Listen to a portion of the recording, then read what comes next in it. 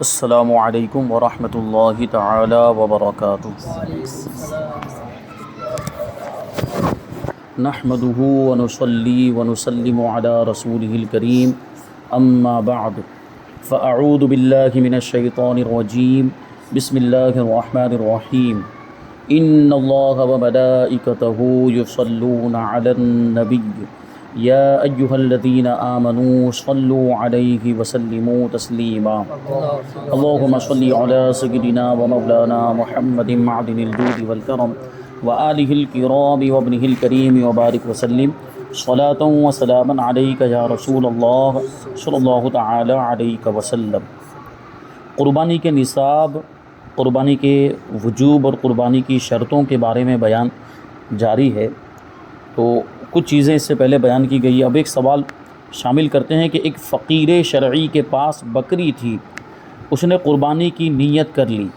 یا خریدتے وقت قربانی کی نیت نہ تھی، بعد میں نیت کر لی، تو کیا اس نیت کرنے سے اس پر قربانی واجب ہو جائے گی؟ اس لیے کہ اس سے پہلے ایک مسئلہ یہ بتایا گیا تھا کہ فقیر یعنی جو مالک نصاب نہیں ہے، شرعی فقیر مراد ہے یہاں پر، وہ جو مالک نصاب نہیں ہے، وہ اگر قربانی کی نیت سے جانور خرید لے تو پھر اس پر قربانی واجب ہو جاتی ہے۔ لیکن یہاں سوال کیا ہے،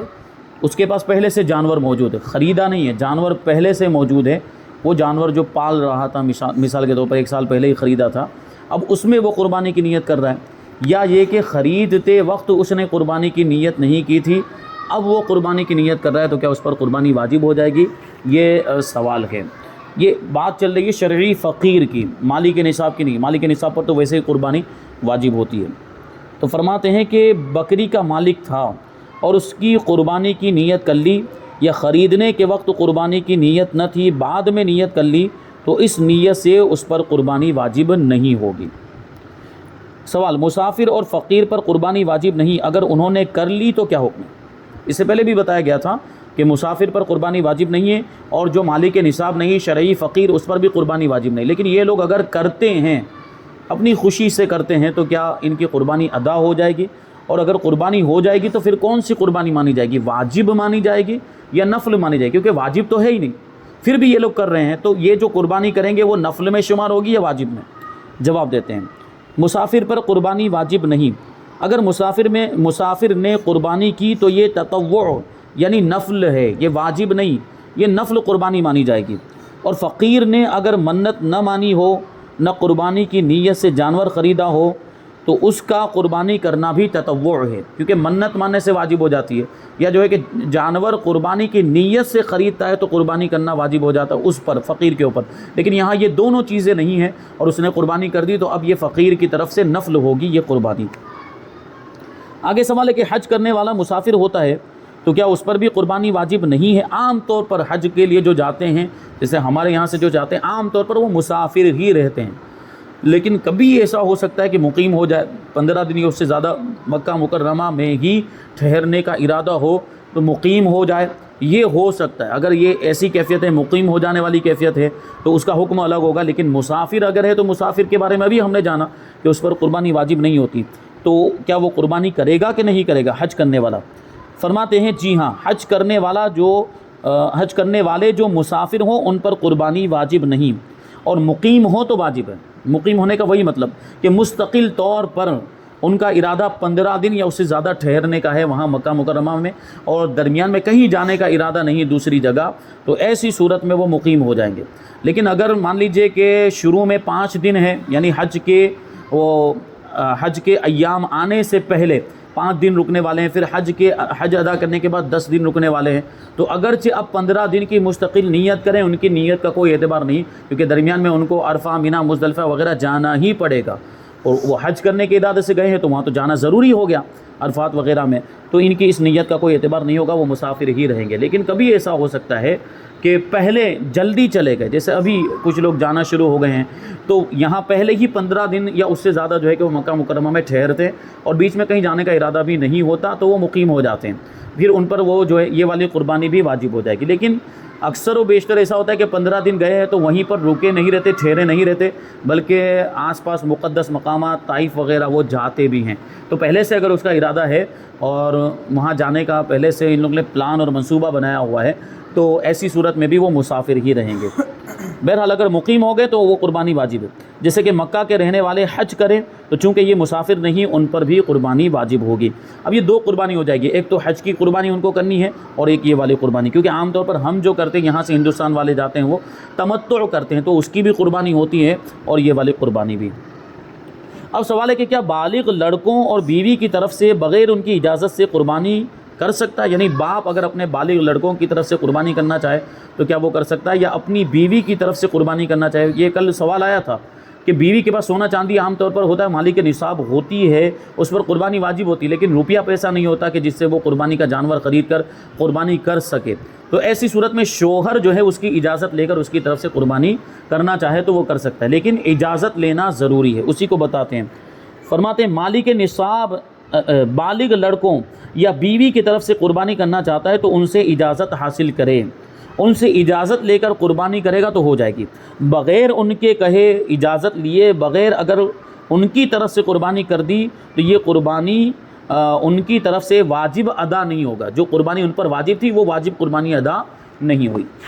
تو اجازت لینا ضروری ہے اگر ان کی طرف سے کرنا چاہتا ہے۔ سوال، مالک نصاب نے قربانی کی منت بھی مان لی تو کتنی قربانیاں کرے گا؟ مالک نصاب ہے تو مالک نصاب ہونے کی وجہ سے پہلے سے قربانی اس پر واجب تھی، لیکن اب منت بھی مان لے رہا ہے، تو منت ماننا ایک الگ چیز ہو گئی کہ منت کا مطلب یہ ہوتا ہے کہ جو چیز واجب نہ ہو اس کو اپنے اوپر واجب کرنا، تو ایک تو آلریڈی واجب تھی اس پر، تو اس کی منت ماننے کا تو کوئی مطلب نہیں، وہ تو ویسے ہی واجب ہے، اب یہ منت مان رہا ہے تو کیا دوسری بھی قربانی کرنی پڑے گی؟ تو یہی سوال ہے، اس کا جواب دیتے ہیں کہ مالک نصاب نے قربانی کی منت مانی تو اس کے ذمے دو قربانیاں واجب ہو گئیں، ایک تو وہ جو غنی پر واجب ہوتی ہے مالک نصاب ہونے کی وجہ سے جو پہلے سے اس پر واجب تھی، ایک تو وہ کرنی پڑے گی، اور ایک منت کی وجہ سے جو منت مانی اب اس کے اوپر دوسری قربانی ہو گئی، یعنی دو قربانیاں اس کو کرنی پڑے گی۔ دو یا دو سے زیادہ قربانیوں کی منت مانی تو جتنی قربانیوں کی منت مانی ہے سب واجب ہو جائے گی۔ تین منت مانی، 3 جانور قربان کرنے کی، 4 جانور، تو یہ سب جانوروں کی قربانیاں اس کو کرنی پڑے گی۔ سوال، اگر ابتدائی وقت میں وجوب قربانی کی شرائط نہیں پائی جاتی تھی، آخر وقت میں وجوب کی شرائط پائی گئی، یا اس کے برعکس ہوا یعنی الٹا ہوا کہ ابتدائی وقت میں شرائط پائی جا رہی تھی یعنی قربانی واجب ہو رہی تھی اور آخری وقت آتے آتے وہ شرطیں ختم ہو گئی، جیسے اوپر اس کی مثالیں دی گئی تھی، ابتدائی وقت میں شرائط نہیں پائی، جیسے پہلے مثال کے طور پر نابالغ تھا، پہلے دن نابالغ تھا، دوسرے دن بالغ ہو گیا اور دوسری شرطیں بھی پائی جا رہی، مال وغیرہ سب کچھ ہے،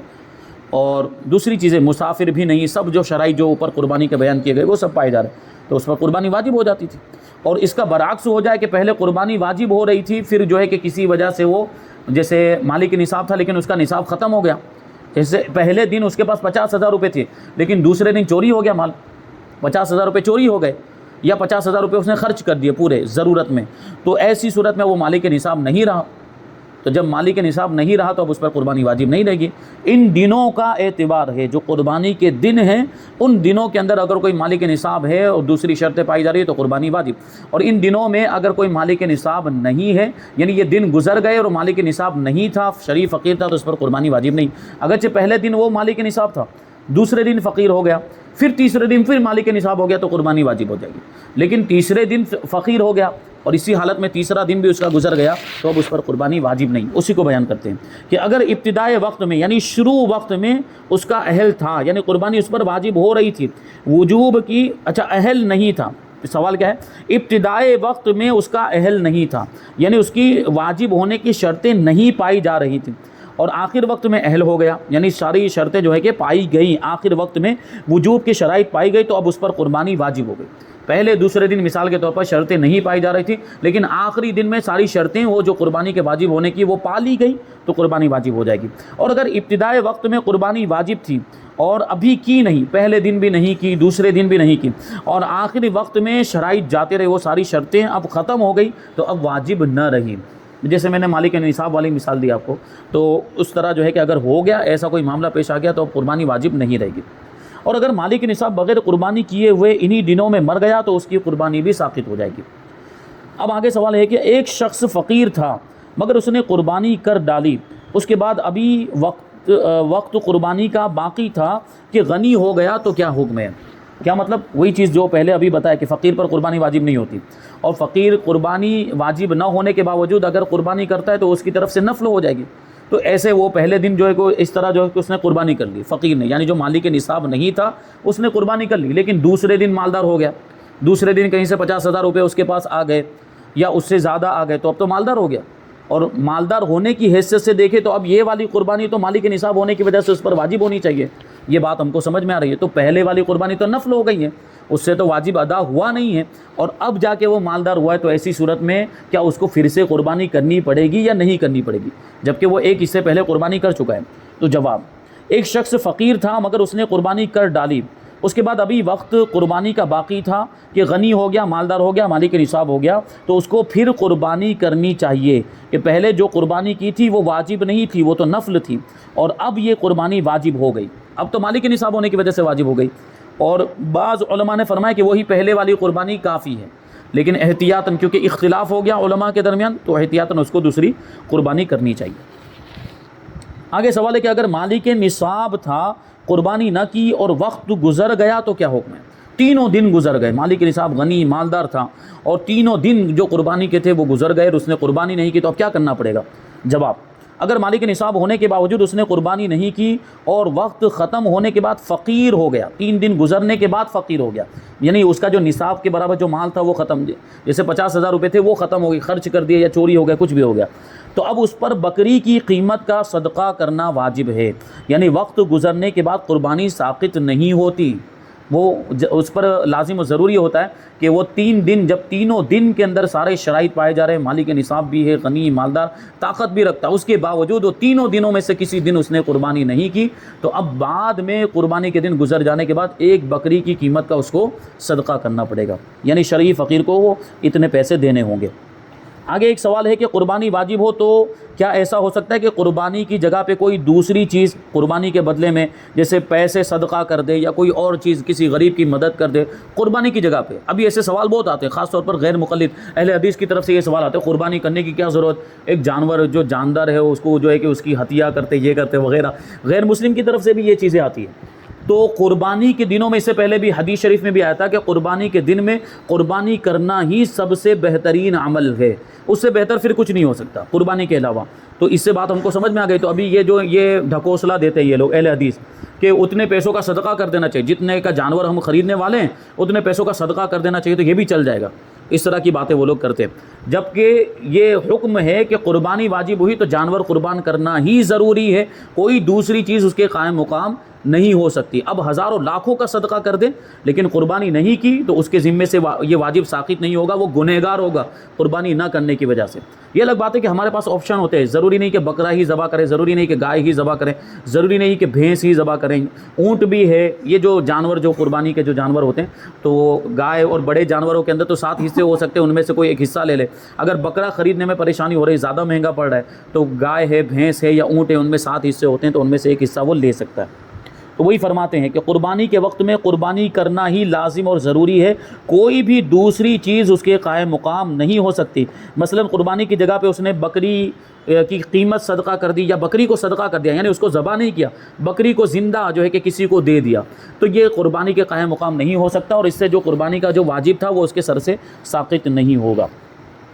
اب آگے سوال ہے کہ کیا قربانی میں نیابت ہو سکتی ہے، یعنی کسی کو اپنا نائب بنا سکتا ہے، میری طرف سے کر دو، اس طرح جو ہے کسی کو اجازت دے دے؟ تو جواب، جی ہاں، اس میں نیابت ہو سکتی ہے، یعنی خود کرنا ضروری نہیں، یعنی خود ہی جانور کو ذبح کرنا یہ ضروری نہیں، بلکہ دوسرے کو اجازت دے سکتا ہے، اور اس نے اس کی اجازت کے بعد قربانی کر دی، جیسے اس نے کہا کہ میری طرف سے جانور خرید لاؤ اور میری طرف سے اس جانور کو ذبح کر دو، میرے نام پر ذبح کر دو، اور کسی نے جا کر دیا تو اس کی طرف سے وہ قربانی ادا ہو جائے گی۔ تو یہ قربانی جو ہے کہ اس طرح بھی کی جا سکتی ہے، اور قربانی میں نیابت بھی ہو سکتی ہے۔ اب آگے قربانی کے وقت کے بارے میں تھوڑے سے کچھ ضروری مسائل جو ہے کہ بیان کرتے ہیں، اس کو لے لیتے ہیں کچھ مسائل، پھر اور انشاءاللہ جو ہے کہ آگے آئندہ درس میں شامل کریں گے۔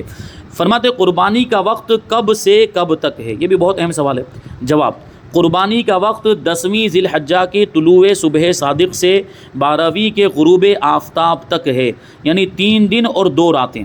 اور ان دنوں کو ایام نحر کہتے ہیں، یعنی قربانی کے دن۔ کہ پہلا دن یعنی 10 ذی الحجہ کا جو دن ہوتا ہے اس میں صبح صادق سے ہی وقت شروع ہو جاتا ہے، لیکن جو شہر کے رہنے والے جیسے کہ ہم، جہاں عید کی نماز ہوتی ہے، تو وہاں عید سے پہلے قربانی نہیں کر سکتے، عید کی نماز سے پہلے قربانی نہیں کر سکتے. وہاں یعنی شہر کے رہنے والوں کے لیے لازم ہے کہ عید کی نماز ہو جانے کے بعد ہی قربانی کریں. ہاں اگر کوئی گاؤں میں رہتا ہے، کوئی دیہات میں رہتا ہے جہاں عید کی نماز نہیں ہوتی، تو وہ صبح صادق کے بعد بھی قربانی کرنا چاہے تو کر سکتے. پہلے دن کی بات کروں، دوسرے دن تو کر ہی سکتے ہیں، دوسرے دن تو صبح صادق ہو جانے کے بعد بھی کر سکتے ہیں. تو یہ جو وقت بتایا اس کے بارے میں فرماتے ہیں کہ 10ویں کے بعد کی دونوں راتیں ایام نحر میں داخل ہیں، یعنی قربانی کے دنوں میں داخل ہیں. ان میں بھی قربانی ہو سکتی ہے، مگر رات میں ذبح کرنا مکروہ ہے، رات میں قربانی کرنا مکروہ ہے. لیکن یہاں ایک بات میں آپ لوگوں کو بتا دوں کہ یہ رات میں یہ مکروہ جو فرمایا کہ رات میں قربانی نہیں کرنی چاہیے، یہ پرانے زمانے کے اعتبار سے فرمایا. کہ پرانے زمانے میں کیا ہوتا تھا، عام طور پر یہ بجلی تو ہوتی نہیں تھی، یہ الیکٹریسٹی نہیں ہوتی تھی، تو یہ روشنی کا ایسا انتظام نہیں ہوتا تھا، تو وہ چراغ جلاتے تھے یا جو ہے کہ دیا جلاتے تھے، موم بتی، ایسی چیزیں جو ہے کہ اس کا اتنا اجالا نہیں ہوتا تھا، اتنی روشنی نہیں ہوتی تھی. اب اگر اتنی کم روشنی میں جانور کو ذبح کریں تو ہو سکتا ہے کچھ غلط ہو جائے. جو رگیں کٹنی چاہیے جانور کے اندر، جو نسیں کٹنی چاہیے وہ رگیں نہ کٹ پائیں، اندھیرے کی وجہ سے اس کو نظر نہیں آ رہا تھا، اس وجہ سے کچھ گڑبڑ ہو جائے، اس لیے منع فرمایا گیا. رات میں قربانی نہیں کرنی چاہیے کہ پرانے زمانے کے اعتبار سے. لیکن اب تو ہمارے یہاں پہ عام طور پر جو شہر میں جیسے کہ ابھی تو روشنی کا خوب انتظام ہے اور بجلی، یہ لائٹ وغیرہ، بلب وغیرہ، تو خوب اچھی طرح جب روشنی کا انتظام موجود ہو کہ اب روشنی کی وجہ سے اب کسی طرح کی کوئی غلطی کا امکان نہ ہو. وہ دن میں جیسا اجالا ہوتا ہے اب ویسا اجالا ہو گیا ہے، تو ظاہر سی بات ہے اب یہ مکروہ نہیں ہے، اب رات میں بھی قربانی کر سکتے ہیں. اگر اجالے کا صحیح انتظام ہے، روشنی کا صحیح انتظام ہے تو رات میں بھی قربانی ہو سکتی. اس کی وجہ وہی تھی کہ اندھیرے کی وجہ سے کوئی بھول نہ ہو جائے، کوئی غلطی نہ ہو جائے. قربانی کے 3 دن ہونے پر کچھ دلائل ہیں. قربانی 3 دن ہی ہے جو ابھی وقت بتایا، 10ویں ذی الحجہ سے لے کر 12ویں ذی الحجہ، یعنی 10ویں ذی الحجہ کی صبح صادق سے لے کر 12ویں ذی الحجہ کے غروب آفتاب سے پہلے تک قربانی کر سکتے ہیں. یہ 3 دن ہے. لیکن اہل حدیث غیر مقلدین کیا کہتے ہیں، چوتھے دن بھی کر سکتے ہیں، یعنی 13 ذی الحجہ کو بھی کر سکتے. تو اس کی دلیل ہماری طرف سے کیا، ہم کہتے ہیں کہ 3 ہی دن ہیں، تو اس کی دلیل کیا ہے، وہ حدیثوں میں آیا ہے، اس کو بیان کرتے ہیں. پہلی دلیل امام ابو جعفر احمد بن محمد طحاوی رحمۃ اللہ تعالی علیہ روایت نقل کرتے ہیں، عن علی قال النحر 3 ایام. حضرت علی رضی اللہ تعالیٰ عنہ سے روایت فرماتے کہ قربانی 3 دن تک ہی ہے. اس سے ثابت ہوا کہ چوتھے دن قربانی نہیں کر سکتے. امام بیہقی رحمۃ اللہ تعالی علیہ نے سنن کبریٰ میں اس روایت کو امام مالک کے حوالے سے اس طرح نقل کیا ہے کہ ان علی بن ابی طالب رضی اللہ عنہ کانا یقول الاضحى یومان بعد یوم الاضحى. حضرت علی رضی اللہ تعالیٰ عنہ ارشاد فرماتے ہیں کہ عید کے دن کے بعد قربانی 2 دن ہی ہے. ایک تو عید کا دن ہو گیا، اس کے بعد اگر قربانی کرنا چاہتے ہیں تو وہ 2 ہی دن، وہ چوتھا دن اس میں شامل نہیں. حضرت علی رضی اللہ تعالیٰ عنہ کا یہ فرمان ابن حزم نے ان الفاظ کے ساتھ نقل کیا ہے، عن علی قال النحر 3 ایام افضلها اولها. حضرت علی رضی اللہ تعالیٰ عنہ سے روایت فرماتے ہیں کہ قربانی کے 3 دن ہیں اور ان میں سے افضل پہلا دن ہے، پہلے دن قربانی کرنا زیادہ بہتر ہے. حضرت عبداللہ ابن عمر رضی اللہ تعالیٰ عنہما نے ارشاد فرمایا الاضحى یومانی بعد یوم الاضحى، کہ یوم اضحیٰ یعنی عید والے دن کے بعد قربانی 2 دن ہی ہے. اس کو بہت ساری کتابوں کے اندر ذکر کیا گیا، امام بیہقی نے بھی اس کو ذکر کیا. تیسری حدیث حضرت انس ابن مالک رضی اللہ تعالیٰ عنہ نے ارشاد فرمایا الذبح بعد العید یومان، عید والے دن کے بعد قربانی یعنی ذبح کرنا یعنی قربانی کرنا یہ 2 دن تک ہی ہو سکتا ہے. حضرت عبداللہ ابن عباس رضی اللہ تعالیٰ عنہما سے روایت ہے کہ ارشاد فرمایا الاضحیٰ 3 ایام، قربانی 3 دن ہے. اسی معنی کی یہ بہت ساری حدیث ہے، لیکن چونکہ الگ الگ صحابہ کرام سے مروی ہے. کوئی روایت دیکھیں تو حضرت علی سے مروی، کوئی حضرت انس سے مروی، کوئی حضرت عبداللہ ابن عمر سے ہے، اور کوئی حدیث حضرت عبداللہ ابن عباس سے ہے. اس کا مطلب کیا ہے کہ تمام صحابہ کرام کا اس پر اتفاق تھا کہ قربانی 3 دن ہی ہو سکتی، 3 دن سے زیادہ قربانی نہیں ہو سکتی. تو یہ حضرت عبداللہ ابن عباس کی دوسری روایت ہے. فرماتے ہیں کہ النحر یومان بعد یوم النحر وافضلها یوم النحر، یوم نحر یعنی عید والے دن کے بعد قربانی 2 دن ہے، اور ان 3 دنوں میں افضل یوم یہ 10ویں ذی الحجہ کا جو دن ہے وہی جو ہے کہ افضل ہے، پہلا دن. معاذ بن مالک کہتے ہیں کہ ان اباہ سمع عمر یقول انما النحر فی هذه 3 ایام. حضرت معاذ ابن مالک ان کے والد نے حضرت عمر رضی اللہ تعالیٰ عنہ کو فرماتے ہوئے سنا کہ قربانی ان 3 دنوں میں ہی ہے. حضرت ابو مریم کہتے ہیں کہ سمعت ابا ہریرہ یقول الاضحیٰ 3 ایام، کہ میں نے حضرت ابو ہریرہ رضی اللہ تعالیٰ عنہ کو فرماتے ہوئے سنا کہ قربانی 3 دنوں میں ہی ہو سکتی ہے. اب کیونکہ یہ غیر مقلدین کا ماننا ہے کہ چوتھے دن بھی ہو سکتی ہے، تو بعض غیر مقلد عالموں کا حوالہ بھی دے رہے ہیں، وہ ان کے حساب سے عالم ہوں گے، ہم تو ان کو عالم نہیں مانتے۔